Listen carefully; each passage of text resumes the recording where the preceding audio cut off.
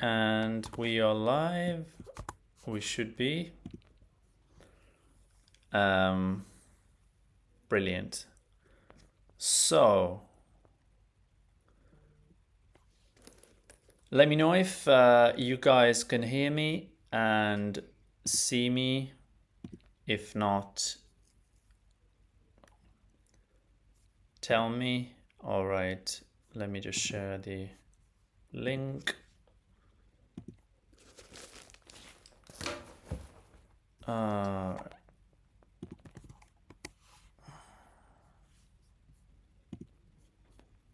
Okay. Fantastic. Here we are. Welcome, everyone. Let's give a little bit of time for people to join in. Let's give them between 2 to 5 minutes. Today, unfortunately, I was delayed with the flight, so here's why we are starting very late.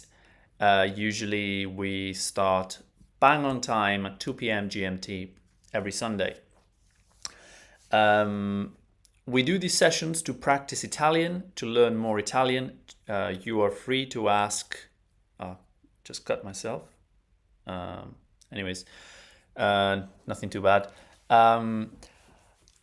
You're free to ask any question. If you have any doubts surrounding the Italian language, grammar, pronunciation, you can ask in the chat, the comments, DM, etc., etc.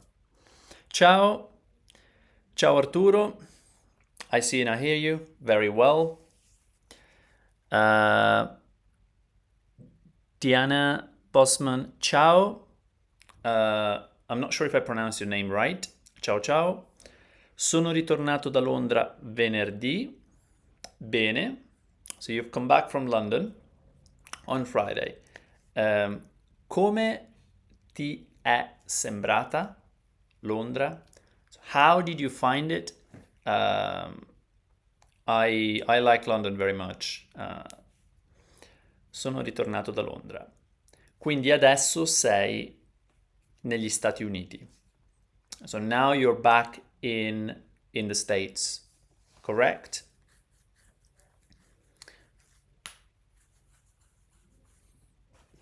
Very good, very good, very good. I shared the link on Facebook.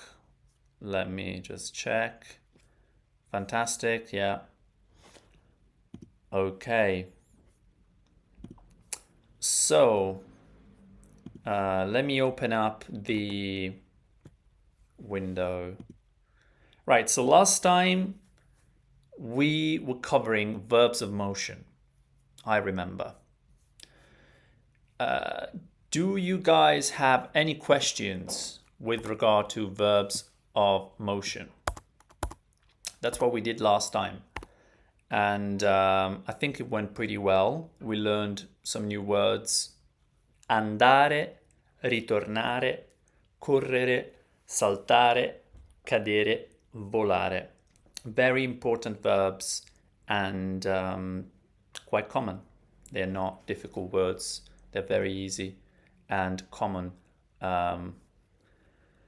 Sì, sono già qui nella Stata Uniti. Marco, ciao, ciao. Stata is a strange way to. Let me just delete everything. So that's stuff that we did last time. So sono nella Stata o negli Stata Uniti. Is that what you typed? Nella Stata. Oh, okay. Nella Stata. Can you guys see my screen, or is it too? Perhaps it's just a little bit too small. That's better. So this is what you've texted. I don't know if it's a typo or not. Remember, the United States, in order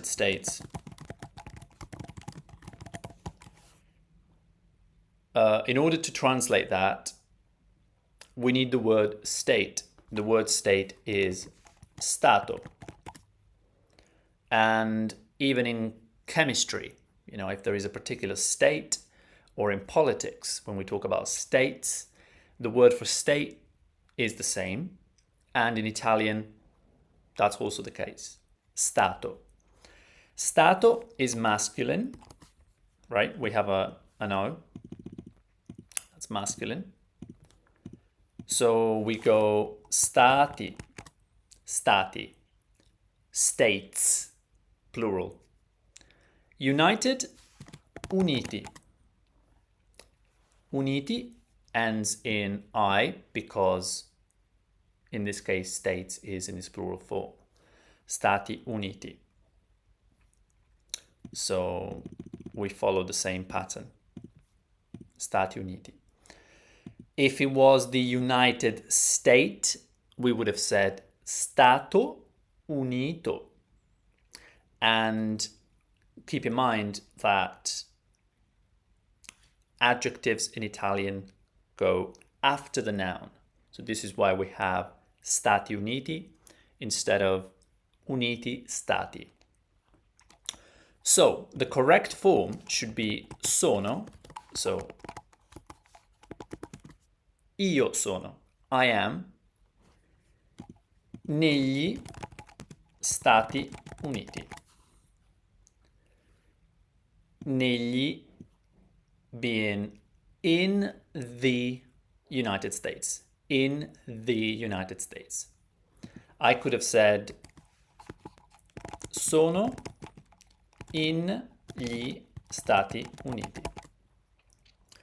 But then in plus gli becomes negli. We've seen this pattern over and over again. This is the same pattern that causes a lot of confusion, and it has to do with articulate or complex prepositions. It's when a preposition, in this case in, binds with an article, in this case gli, in gli.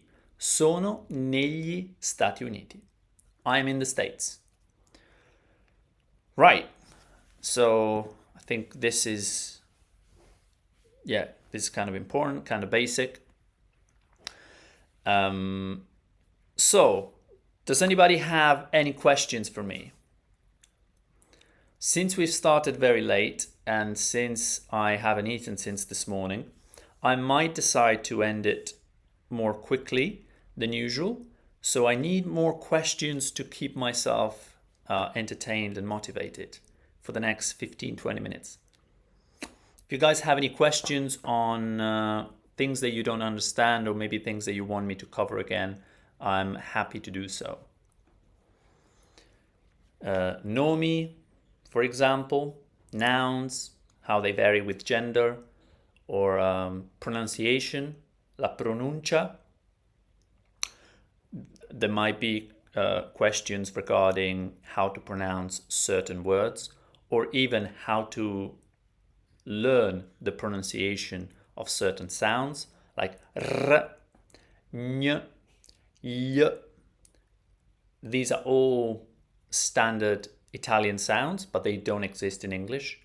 Or the vowels, the Italian vowels, right? When I pronounce pizza, I sound Italian. When I pronounce pizza, I don't sound Italian. So getting the vowels right. Thanks, I understand now. Bene, bene, bene. Countries are in and cities are a. Oh, okay. So this is a good question. So the question is the following. Can you guys see the screen? Yes. So the question is the following. Let's give it a different color. Countries are in and cities are a, meaning, for example, when we go and we say sono negli, and this is using in, negli Stati Uniti. Sono in Canada. Sono in Albania. Right? We are using in, even if the country state is masculine. For example, sono in Giappone.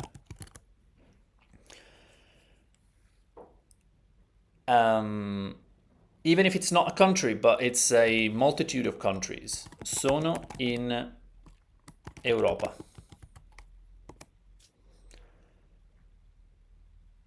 Even if it's not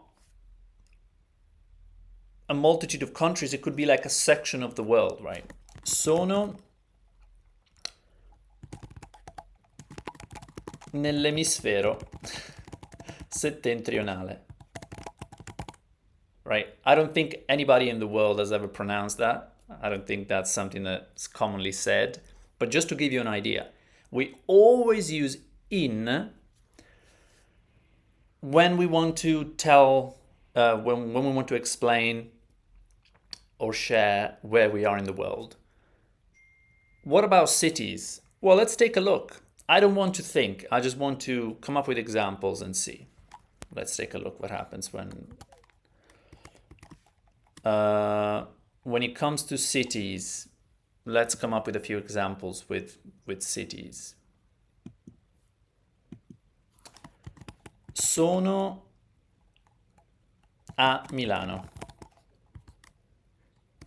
Sono a Genova. Sono a Napoli. Sono a Roma. So I think the pattern is quite clear in this case. I don't know if you can see all the examples from the screen. Let me just double check. Yeah, you should be able to. When using avere, okay, so Diana, I hope that I pronounced the name correctly. If not, just correct me. I've answered your question. Let me know if it's clear enough, or we can think about other examples. Maybe there are some exceptions.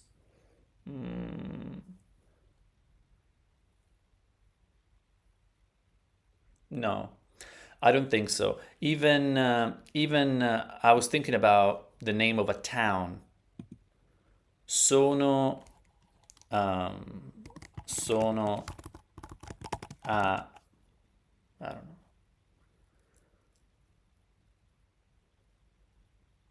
Some yeah, I'm thinking of like difficult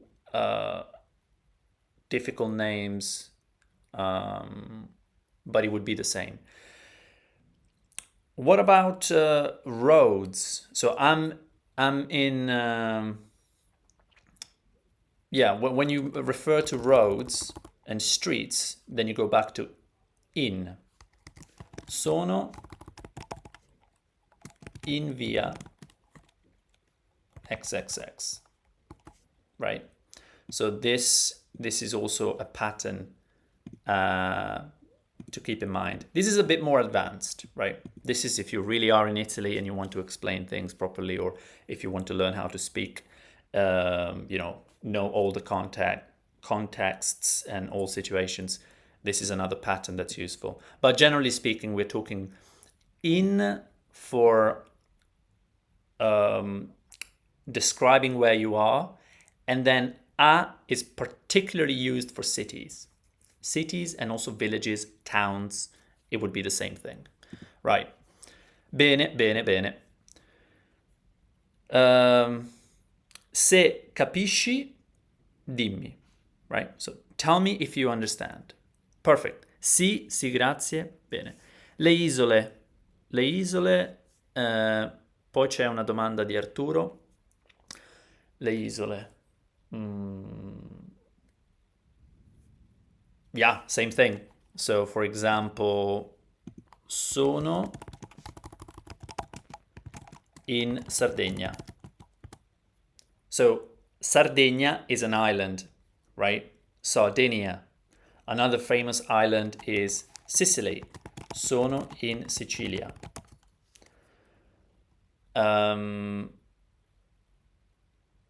Right. I'm thinking about an exception here, but again, exceptions can be learned just like native speakers do. I mean, native speakers are not gods, as we all know. We're all native speakers, and we are very far from being gods, but we do learn exceptions quickly because they stand out, and then we memorize that pattern. And the same happens in Italian, just like it happens in any other language, I imagine.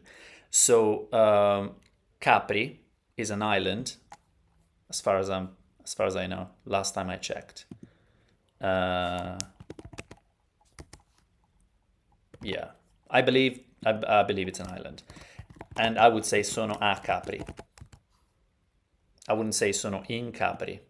That would be a little bit strange. So this is this is an exception. But typically, islands, in. If you don't know, in.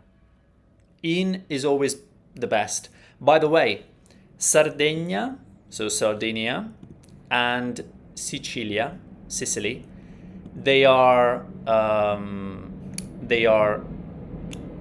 islands, but they're also regions. You might know that Italy is divided into 20 regions. 20 regioni. Okay. In Italia ci sono 20 regioni. So Italy is divided into 20 regions, and Sardinia and Sicily happen to be their own regions. So for islands, for regions, you would always use in, unless there's an exception. Cities are an exception. Capri is an exception, etc. Okay. Guys, don't forget to hit the thumbs up button if you enjoy this video, if you find it valuable. Come Sicilia e Sardegna. Sì, come Sicilia e Sardegna. Capisco, bene. Bene. Arturo, when using avere, let's just copy paste it because I don't want to be the only one knowing what I'm reading. Arturo is asking something. What is he asking? When using avere as the helper verb in passato prossimo, okay, so we're talking about passato prossimo. This is super important. It's the way Italians express the past, right? If I want to express an idea in the past, I use the past simple in English, but I use the passato prossimo, present perfect, in Italian. Are there times when the gender plural forms are used? I think I saw this, but I'm not sure.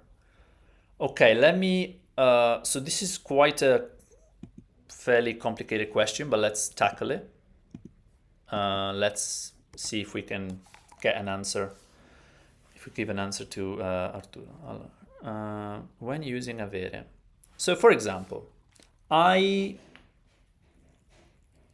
have read, or in English you would say I read, as in the past. I read a book. I read, why is it bold? No, okay. I read a book. It could be yesterday, right? Actually, yesterday. Yesterday, I read a book. Ieri, yesterday, ho letto un libro. We don't need to say it. Io, I don't need to say it.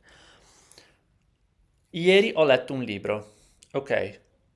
Are there times when the gender plural forms are used?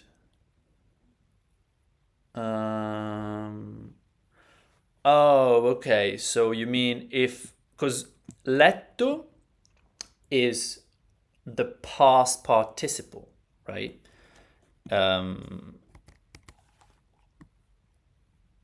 you know, like we have, so when you say I work, you use the present simple. When you say I worked, you use the past simple. And when you say I have worked, that worked is past participle, right? It's like when you do like get, got, gotten, right? There's a difference between the past and the past participle. And in Italian, of course, there's also a difference. Letto is the past participle because we have the present perfect, right? The passato prossimo. Ho letto.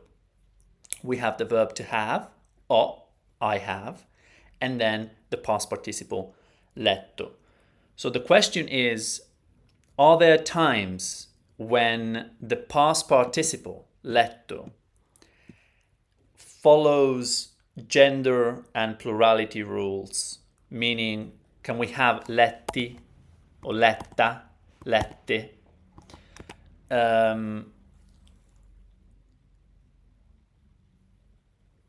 No. But I know what you mean. I know what you mean. So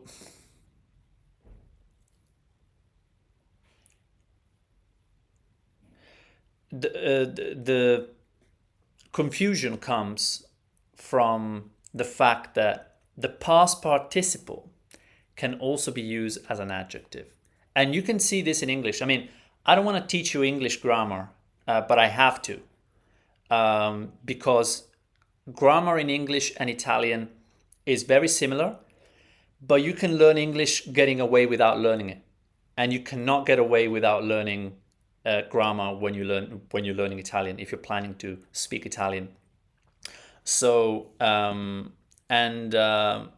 mean, I sometimes go to the Alps, and where I go, there's a lot of English immigrants that have, they've been married here, they've been here for a long time, and they are grammar Nazis, like you wouldn't believe, because they have learned the language and they had to learn the grammar. They had to become strong. And this is one example. So, I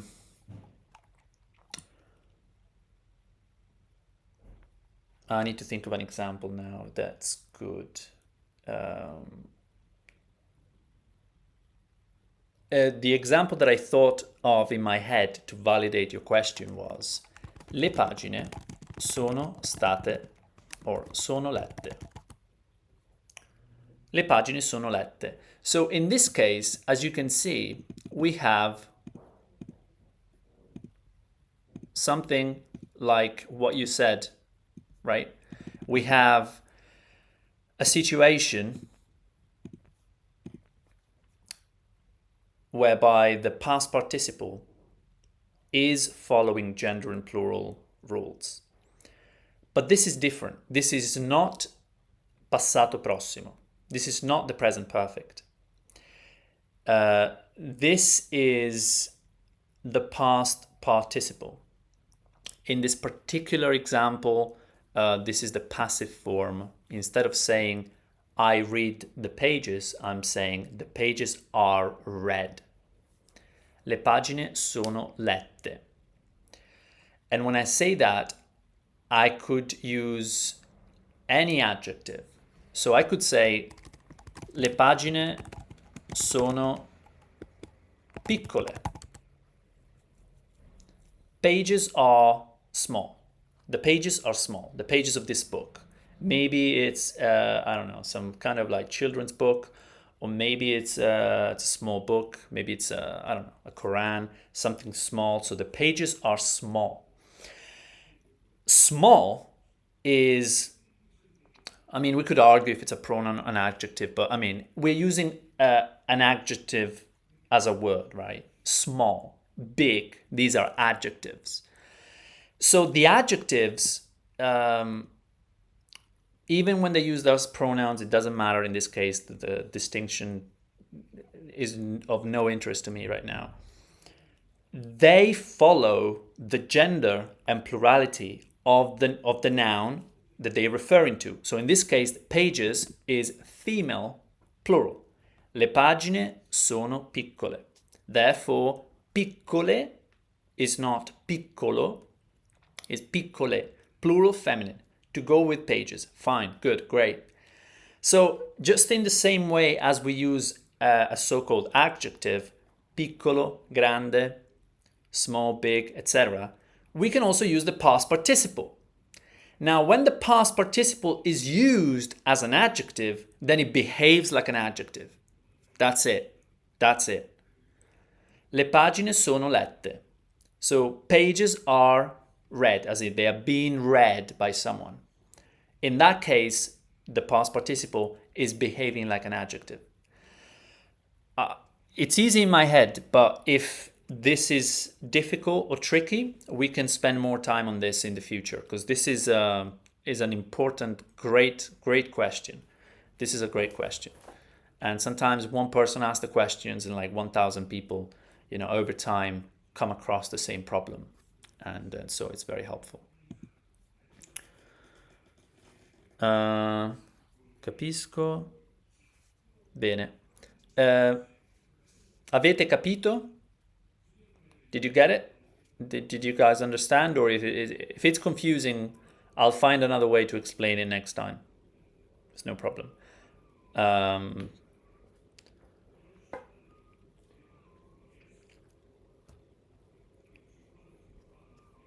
And by the way, this is, I think we can call it quits for now if you don't have any more questions, because I'm a little bit tired. This was very difficult.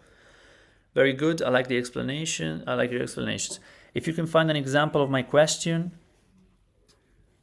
I'll ask again. If you can find an example of my question, I'll ask again. Go eat. Thanks. So an example. Yeah, so we can cover this in the future, but this example doesn't seem too bad, to be honest. I stand by this example. Yesterday I read a book. We have a situation where we have just a present perfect and everything is perfect presently. And when we turn that letto and use it as an adjective, then letto can vary and can become letta, letto, letti, lette. By the way, don't get confused with the fact that letto in particular also means bed, right? That's just off topic, that there's no point in talking about it. But if you can find an example where the present perfect, passato prossimo, has this feature, then you're welcome to challenge me on this and we can talk about it next time. But I don't think you'll succeed. I think you'll have to, you will understand that there's a difference between adjectives and past participle used as adjective and just a standard present perfect. They're two different constructs. They so happen to both use the past participle, but in one case the past participle does not follow any gender plurality, because there's nothing that it would be referring to, right? If the past participle is just part of a verb, I mean, what's it? It's referring to what? To nothing in particular. While in fact, if it's used as an adjective, it must be referring to a word, to a noun, to something, to someone. In that case, it picks up the features of that something.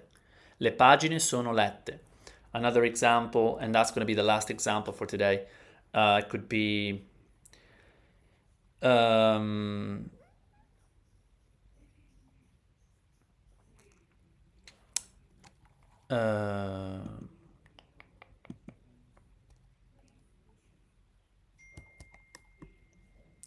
le tue figlie, your daughters, plural, le tue figlie sono cambiate. Cambiate, they have changed, right? Literally, they are changed, meaning they changed. Oh my God, they changed. They grew up or something. Le tue figlie sono cambiate. But if I use the standard form, the present perfect, passato prossimo, ho cambiato macchina. I bought a new car. I changed car. In this case, cambiato refers to what? It refers to nothing. Ho cambiato. I changed car. That's it. So past participle here is just a component of a verb. While here, cambiate is it's called parte nominale, which basically means that together with sono is forming the whole predicate, but it behaves like an adjective. Cambiate, sono cambiate. Le tue figlie. Cambiate is referring to figlie, and that's why it's feminine plural. Anyways, ladies and gentlemen, I hope that you've been entertained and that you've learned something today. Grazie. Yes, what's happening here in the chat? It was something related to the indirect object. Grazie, buona serata. Grazie a te, Diana. I think I know what Arturo is talking about, but I can't remember exactly. I will also look for an example. It was something related to indirect object. Okay. Yes, indirect object.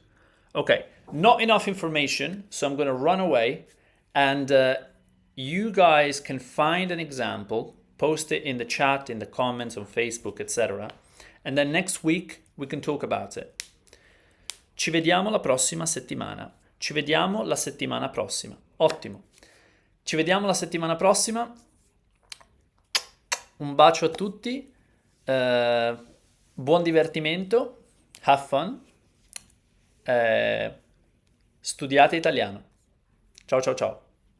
Ciao Diana, ciao Fiore, ciao Marco, ciao Arturo. Ciao a tutti quanti. Bye bye bye bye.